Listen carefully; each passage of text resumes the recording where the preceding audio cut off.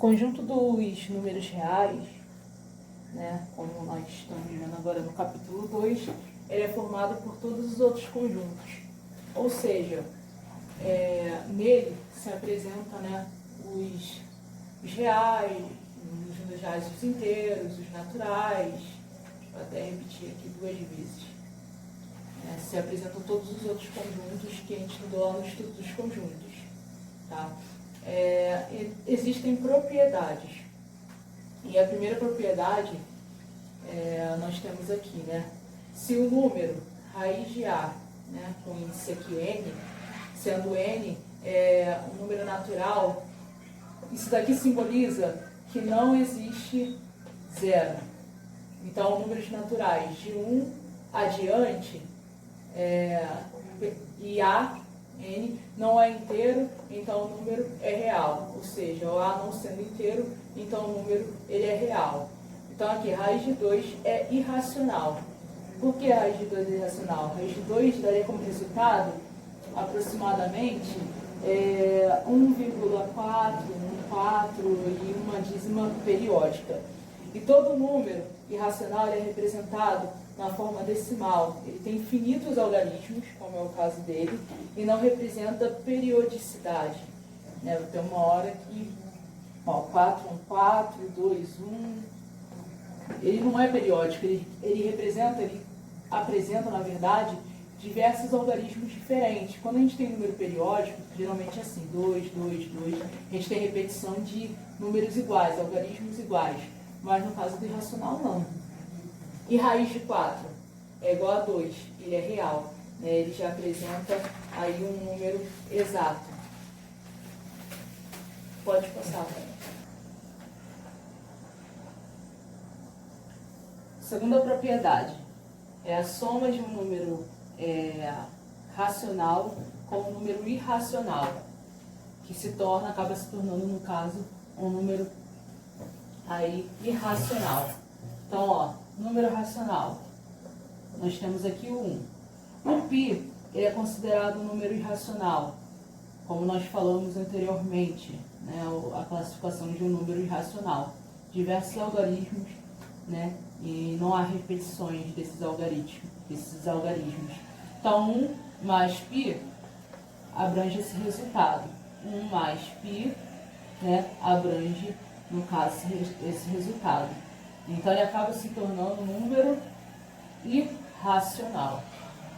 É questão até mesmo de análise. Se você analisar, né, sem efetuar um cálculo, seguindo a propriedade, você descobre que ele é um número irracional. A propriedade, a diferença entre o número racional e o número irracional é um número irracional. Então, eu tenho aqui a única diferença dessa propriedade que, né, a gente está falando sobre subtração. Então, um número racional, 4, menos um número irracional, π, gera 0,858407335. Tá vendo? Irracional. Quarta propriedade, o produto, ele está falando de multiplicação, de um número racional não nulo por um número irracional, é um número irracional. Então, tem aqui o quê? Um número racional, porque raiz de 4 é 2, então ele é racional, vezes raiz de 3, que é irracional. Então, 4 vezes 3, 12, raiz de 12. Se nós formos tirar a raiz de 12, a gente descobre que ele é irracional. Tá? Propriedade, quando o quociente, ou seja, a divisão de um número racional não nulo, ou seja, precisa ser diferente de zero, por um número irracional, é um número irracional. Então, eu tenho aqui um racional, um irracional, que é o valor de π, que gera 3,8971863. Então, o quociente, ele revela, né, aí um número irracional. Continuidade. Vamos verificar se é racional ou irracional. Tá? É racional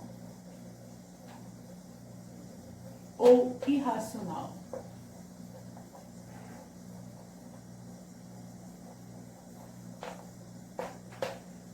Vamos lá.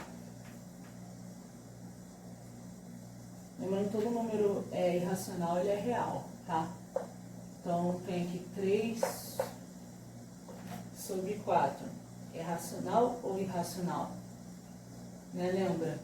Precisa estar, né, representado como uma fração. Então, podemos dizer que é racional, sim. Vamos ver outro número. Pi. Pi é racional ou irracional?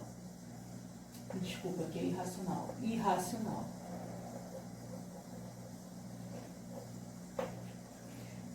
Raiz de 3. Raiz de 3, não uma raiz quadrada. Irracional.